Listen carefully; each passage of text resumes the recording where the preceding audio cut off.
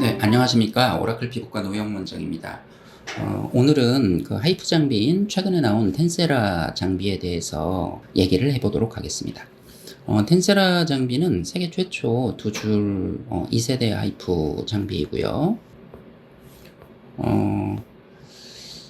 요즘에 이제 추세는 그 300샷이나 400샷보다는 뭐 600샷, 800샷 하는 쪽이 약하게 그 샷수를 늘리는 것이 효과가 더 좋다. 이런 의견이 있고요. 텐세라의 원리는 다른 하이프 장비와 마찬가지이고요. 울세라나 쉐링크나 더블로나 동일합니다.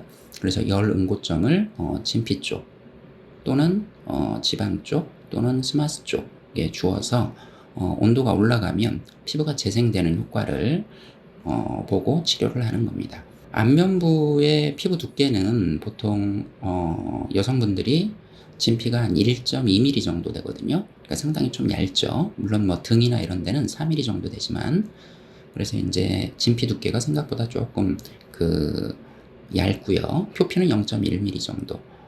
그리고 이제 그 밑에 지방층이 있고, 그 밑에 이제 근육을 쓰다는 그 스마스층이 있습니다. 그래서 보통은 이제 진피층이나 스마스층을 타겟으로 온도를 올려주면, 그러니까 인위적으로 화상을 입히는 거죠. 그래서 화상을 입혔더니 재생이 더 된다. 그래서 이제 그 피부과의 많은 치료가 화상을 입힌다 또는 뭐 손상을 준다. 손상을 주니까 재생이 더 되더라. 그 줄기세포가 발현이 되는 거죠. 예를 들어 뭐 도마뱀 같은 경우는 꼬리를 자르면 꼬리가 다 나오거든요. 그러니까 아주 줄기세포 기능이 뛰어난 거죠. 근데 이제 사람은 그 정도는 안 되지만 그래도 일정 부분 손상을 주었을 때 재생이 더 많이 된다. 그래서 그런 원리로 피부과 치료를 많이 하고 있습니다. 카트리지는 이제 3mm와 4.5mm 팁이 있고요. 카트리지별 시술 부위가 있습니다. 피부에 이제 온도 변화를 주면 보통 이제 60도 정도에서 80도 정도. 그럼 이제 응고가 되면서 그 오징어가 쪼그라들듯이 그 피부 조직도 좀 쪼그라들죠. 그래서 시술을 한 다음에 이제 리프팅이 즉시적으로 올라가는데, 요거는 일시적인 거라고 볼 수가 있고, 이렇게 손상을 입어서 쪼그라들었을 때 그 후에 한두 달에 걸쳐서 이제 재생이 되면서 콜라겐이 늘고, 탄력성과 늘고, 그러면서 이제 실제 피부가 젊어지는 거라고 볼 수 있습니다. 그래서 이제 시술 후에도 어느 정도 이렇게 리프팅이 된 거가 확연히 보일 때, 좀 더 좋은 효과가 나타날 수 있을 거라고 예측은 할 수가 있습니다. CO2 레이저의 경우는 이제 겉에부터 그 100도 정도 온도를 올려서 기화를 시키는 거고요. 그리고 이제 써마지 같은 경우는 이제 보통 하이프 장비보다는 조금 더 낮은 온도에서 벌크하게 넓은 면적의 그 온도를 높여서 피부 재생을 유도하는, 유발시키는 장비라 볼 수 있습니다.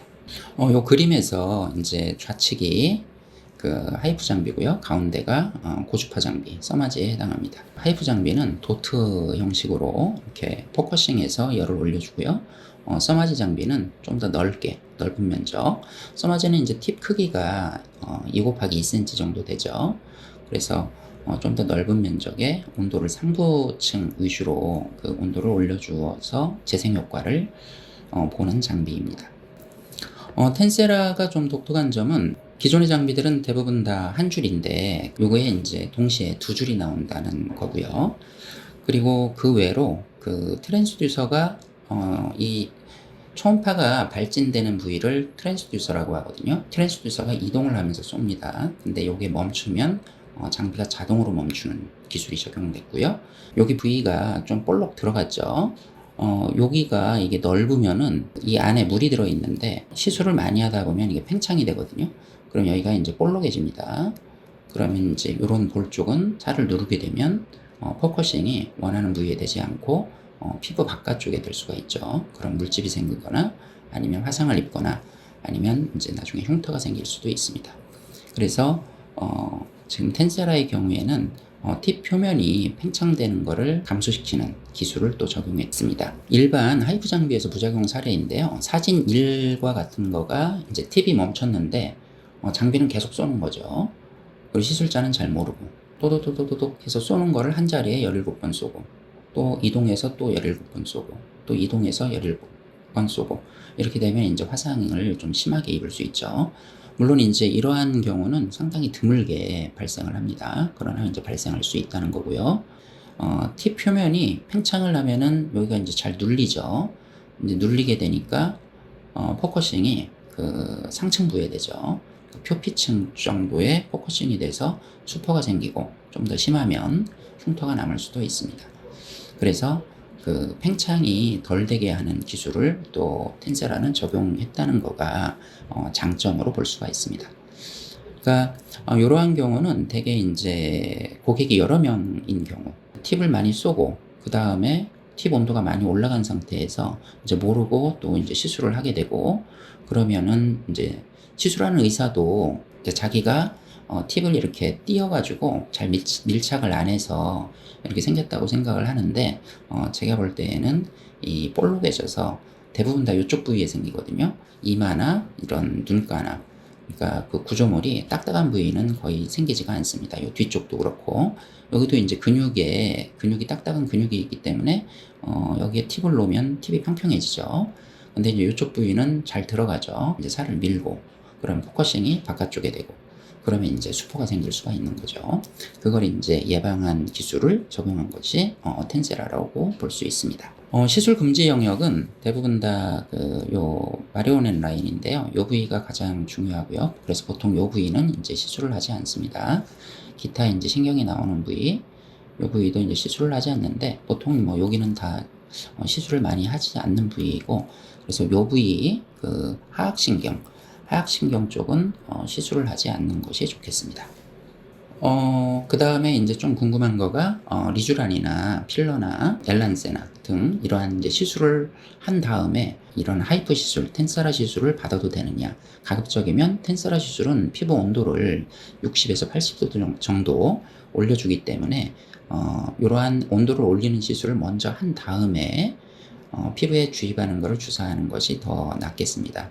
왜냐하면 그 주사한 물질이 온도가 60에서 80도 올라갔을 때 어떻게 변성이 되는지에 대해서 대부분은 뭐 괜찮을 거로 보지만 아직은 잘 밝혀져 있지 않기 때문에 가급적이면 이러한 하이프 시술을 먼저 하고 그 다음에 주사를 이어서 하는 것은 관계가 없겠습니다. 시술 시 주의사항은 그 초음파 겔을 적당히 바르는 게 좋고요. 그러니까 이제 너무 많이 바르면 초음파 겔 두께만 1mm 내지 2mm 또는 3mm가 될 수도 있거든요. 그러면 포커싱 되는 것은 3mm에서 4.5mm인데 너무 그 피부 바깥쪽에 포커싱이 돼서 수포가 생길 수 있습니다. 그리고 시술할 때 직각을 유지해서 시술을 하는 게 중요하겠습니다. 하이프 장비 시술은 요즘 상당히 많이 하고 써마지나 하이프 장비 시술은 상당히 전 세계적으로 많이 하는데요. 피부에 온도를 올려줘서 콜라겐 양을 이제 늘리는 시술이고요. 시술하고 나서 좀 드라마틱하게 그 리프팅이 된 것이 보이는 사람도 있고, 크게 표시가 안 나는 분들도 있는데, 그래도 그 적절한 시술을 받은 경우에는 콜라겐 양이 증가가 돼 있기 때문에, 노화를 예방하는데, 그래도 많은 도움이 된다고 생각합니다. 그래서 6개월이나 1년에 한 번 정도 시술을 받으면 좋겠습니다.